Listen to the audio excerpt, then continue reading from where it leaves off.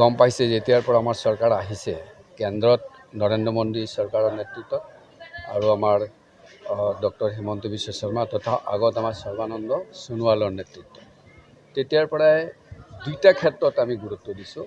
এটা হ'ল infrastructure development, তাৰ আগত ভাৰতত কেতিয়াও হোৱা নাছিলে, আৰু এটা জনকল্যাণমূলক আঁচনি। কাৰণ এই দুটা বস্তু এটা আৰু এটা চেৰিয়টৰ যদি দুটা চকা থাকে তেনেকুৱা চকা নহ'লে কোনো এটা ৰাষ্ট্ৰ কেতিয়াও উন্নতি হ'ব নোৱাৰে। পেটত ভোকত থাকি কোনো উন্নয়নমূলক কাম কৰিব নোৱাৰে। সেই হিচাপে আজি আপুনি অসমত দেখিছে ৰেচন কাৰ্ড আজি বিতৰণ অনুষ্ঠান আছিলে হোজাইত, প্ৰায় 13,000 পৰিয়াল উপকৃত হৈছে। 13,000 পৰিয়াল মানে 13,000 পপুলেশ্যন ক'ব পাৰে, আৰু তাৰ ভিতৰত প্ৰায় 4,500 কাৰ্ড আজি বিতৰণ কৰাব, প্ৰথম পৰ্যায়ত বিতৰণ কৰাব।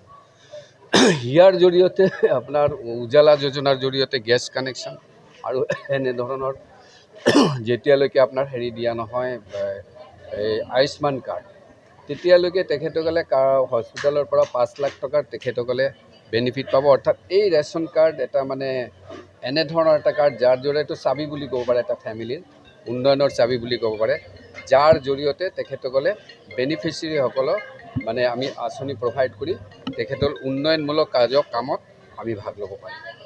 তো সেয়েহে মই হোজাইৰ জনসাধাৰণক শুভেচ্ছা জনাইছোঁ আৰু আমাৰ অসমৰ মুখ্যমন্ত্ৰী ডাঙৰীয়াক মই ধন্যবাদ জনাইছোঁ যে তেখেতে এনেধৰণৰ এটা ষ্টেপ লৈছে।